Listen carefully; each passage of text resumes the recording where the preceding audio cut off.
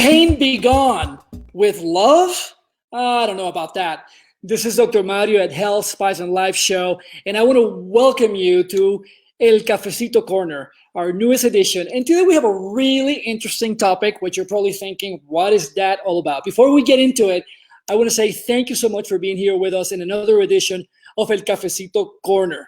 Today is actually a pretty awesome day because we're going to be talking about love, and we're going to be talking about how that has anything to do with health and how that is all related to what's going on right now, particularly with coronavirus.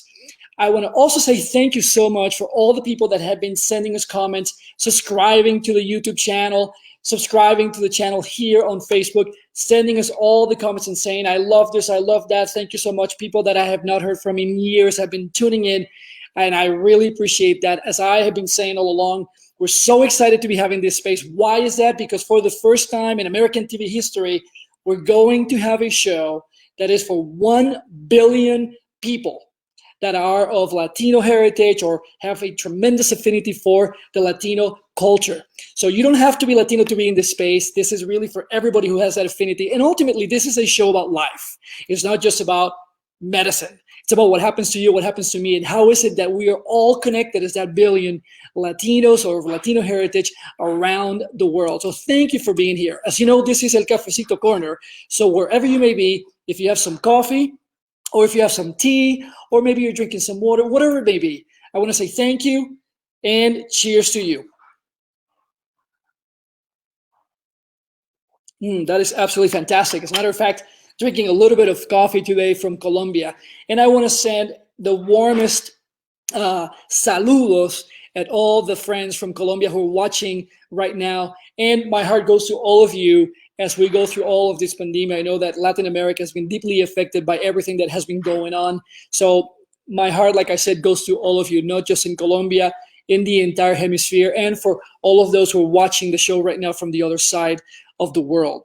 I want to remind you, do not forget to subscribe here in the, whether you're watching in YouTube or in Facebook. You'll have the opportunity to see all the different episodes. And I have to say, there's so much stuff that we have been discussing all along that has to do with what's happening right now in the world, but also things that are happening to you, right? So if we can just change things just a little bit, and you can start to see the changes right now, how that's going to inspire you and ultimately transform your life and the lives of those around you. Well, in that case, this time that we're spending here at El Cafecito Corner was well spent. So let's just get a little bit into this. What is this whole thing about love for pain? Well, I want to tell you a little story of something that started to happen to me as a physician. As you may know, or if you don't know, I am Dr. Mario, and I am an interventional radiologist. And what does that mean? Well, radiology is the side of medicine that diagnoses medical conditions with the assistance of imaging. You might have heard about x-rays or CAT scans or MRIs, ultrasound. Those are different modalities, different kinds of equipment that are employed, are used, so that we can see the body inside and make different diagnoses. But there's also a branch of radiology, which is called interventional radiology, which is a little bit different from that, because in this case, we are the part of radiology that does operations with the help or the assistance of that imaging guidance. So a lot of different procedures are done through interventional radiology. And as a matter of fact, I somewhat jokingly say to people, well, if you have not heard about this or you don't know what interventional radiology is, I am so glad, because chances are you have not been sick enough that you've required our assistance. So I'm glad if that is the case, but at least now you know what that is. Well, as an interventional radiologist, I have had the tremendous privilege of caring for many, many people through the years who've come to me to do those interventions that I'm referring to. And I want to tell you the story about Dave. Dave was a lung cancer patient, and this was the first time that I was taking care of him. And he came to us because as part of his condition, he was developing fluid inside of his chest. And when that happens, if you've been one of those patients, you absolutely know that that creates tremendous difficulty to be able to breathe, because now your lungs are squeezed, so you cannot really breathe freely. Well, that poses a significant problem for patients, especially those who have conditions that are pretty severe, such as lung cancer. Dave would come in to the hospital to have that fluid removed from his chest so that his lung could expand and he could breathe more comfortably. But one of the problems was that during the course of being treated, he developed a condition where he was allergic to having the medication that is used to anesthetize the skin. In other words, so to numb your skin so that little instruments can be put inside of the chest to remove the fluid. Well, as it turns out, my team comes to me and said, doctor, this is a situation. We cannot take the fluid out of Dave's chest because he has an allergic reaction to that. And we did not have any other medications that we could use for him, but he needed to have the procedure done. So I said, well, let's just do something that we've never done here. And the people in my team were like, their eyes were like this big. What is he talking about? Well, I went to talk to the patient and said, this is a situation, and I think that we can do something different, but it will require you to say, yes, I am willing to try that out. And I'm going to trust you, doctor, and I'm going to trust the team so that you can do your procedure and I can benefit from that so I can breathe better. So I said, okay, well, Dave, this is going to sound a little strange to you. And maybe you watching this broadcast, you have been somebody on the receiving end of this thing that I'm going to be talking about in the employment or the use of love for medical conditions. I said to him, Dave, I think that we can treat you and we can do the procedure safely by using love and images of love as anesthesia so that we can take the pain away. I wish I had pictures of Dave's face to show you all right now. He just looked at me like, what was I talking about? He probably thought that I was crazy or something like that, but I knew that I wasn't. So I said, no, this is the way we're going to do this. If you give permission. He said, no, I'm on board for this. We'll do it.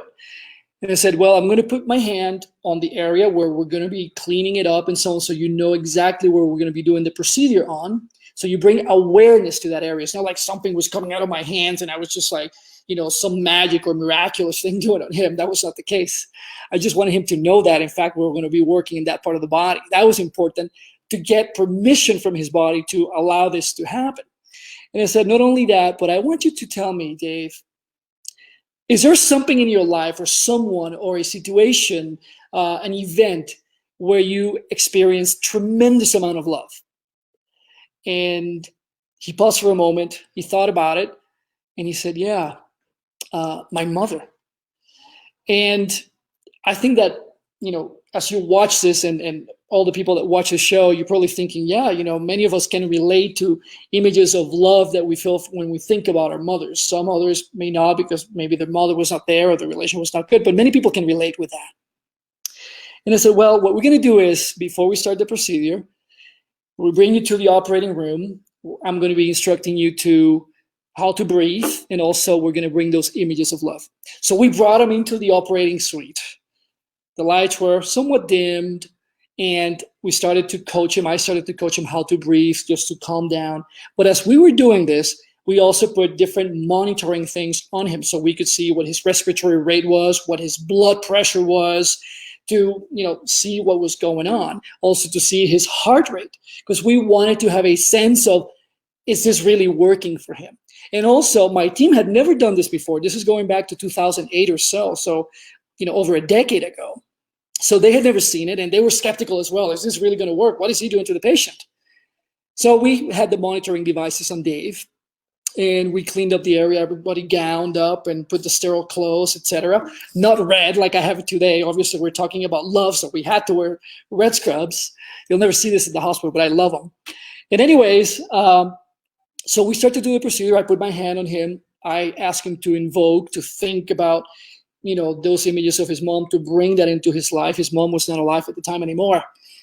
And as that happened, immediately we started to look at the monitors before I even put a needle or anything.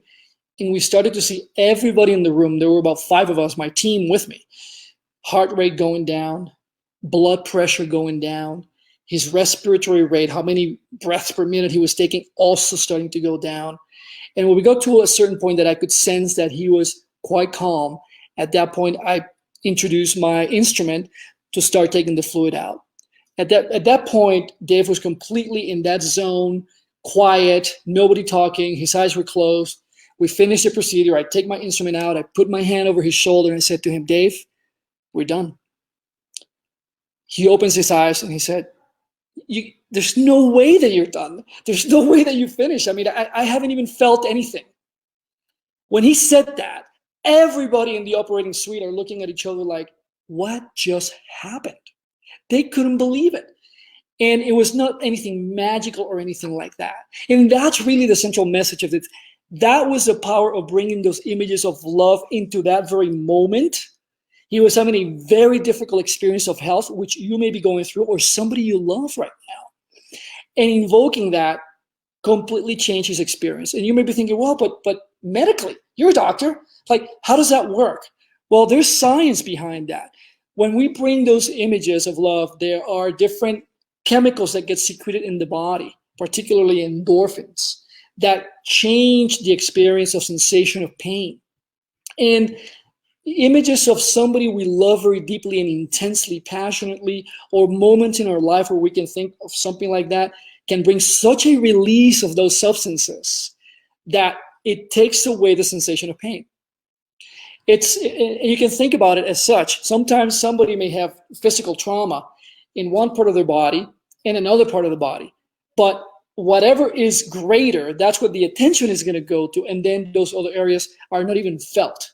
It's something similar to that. You're invoking an image that is completely changing how the sensation, the nerves are reacting to what's happening in your body. Now, the most important and interesting thing about this story with Dave is that was not just one time.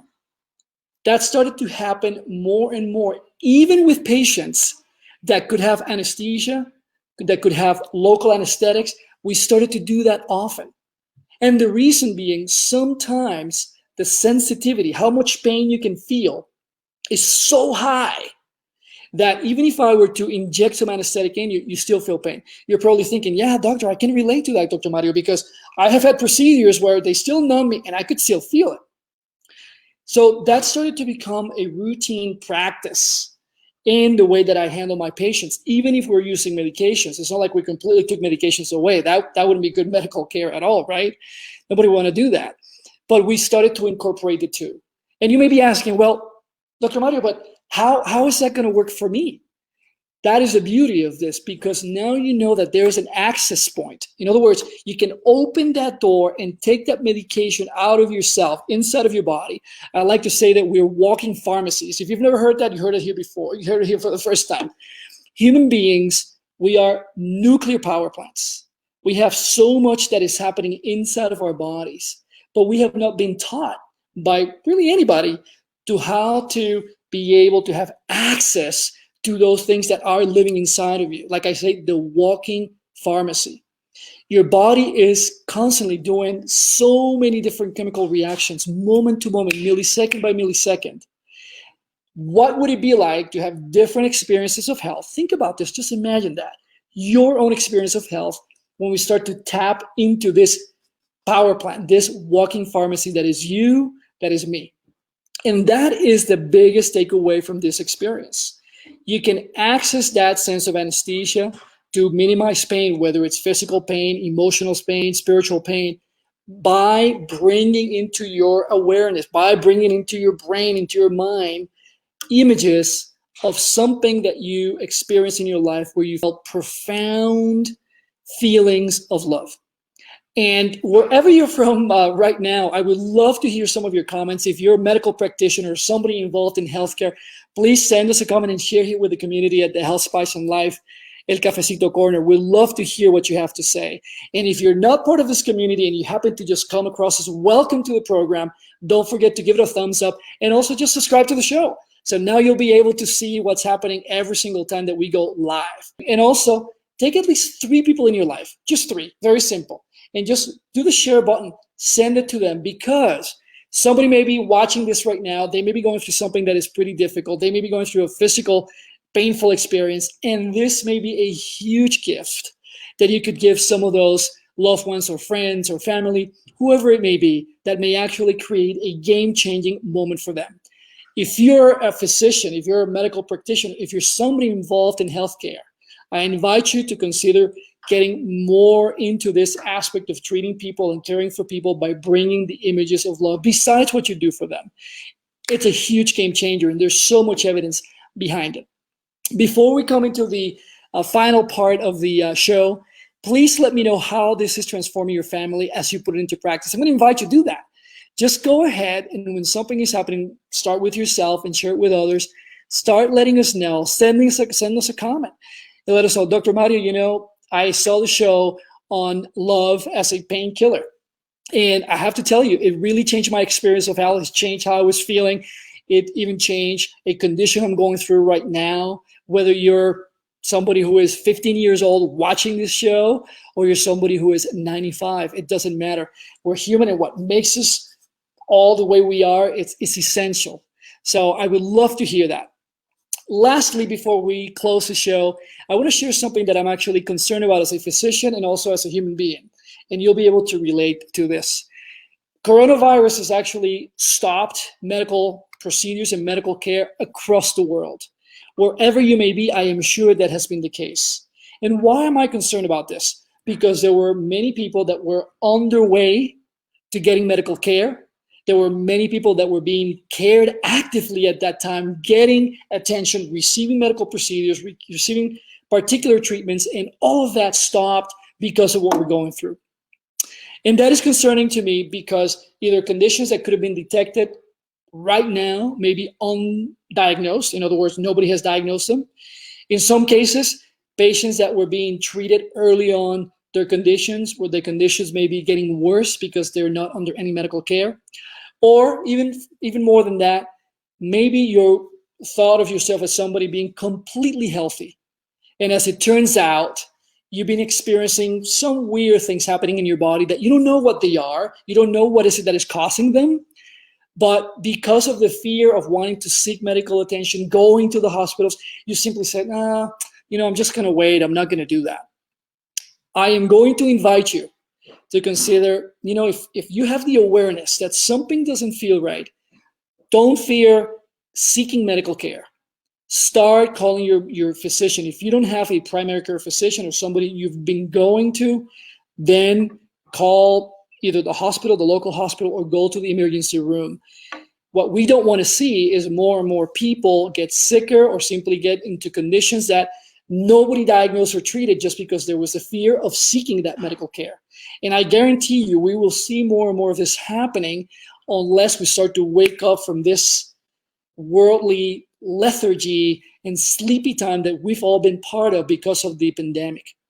So once again, if for whatever reason you're not feeling quite like yourself and you feel like maybe there's something wrong with your health, I'm going to invite you to grab that phone, call, and inspire to seek care. I'll tell you something about Latinos, a secret about all of us. Latinos, especially men, we don't like to go for medical care. We simply kind of run away. Women, they tend to get more care because many of them may have babies over time. There's such a concern about breast cancer, so they seek the medical care. But men, we don't tend to do that. In this case, the message is for both men and women. But what I'm saying is, it is something that culturally for us as Latinos, no, it doesn't matter which country you're from, whether it's Venezuela, Colombia, Guatemala, Honduras, Mexico.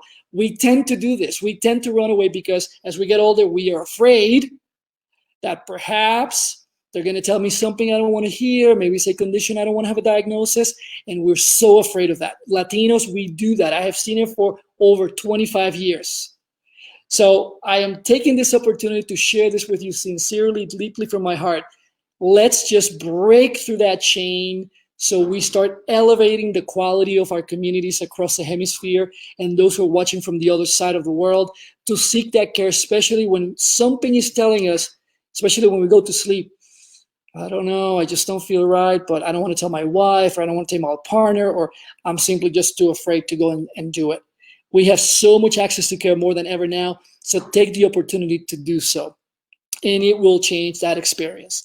Please send me your comments. Do not forget, subscribe here. Starting on June 3rd, we're going to be on national TV here in the United States, and finally, we're going to have a home for us. Health, Spice, and Life for at least starting 190 million households that will be able to see the show. I'll be posting here where you can go and see the show so that you can tune in. Don't forget to go to Instagram and also to YouTube so you don't miss anything. Remember, this is your home. This is your show. I am Dr. Mario. From my heart to your heart, I want to tell you, to your health. See you soon. Ciao.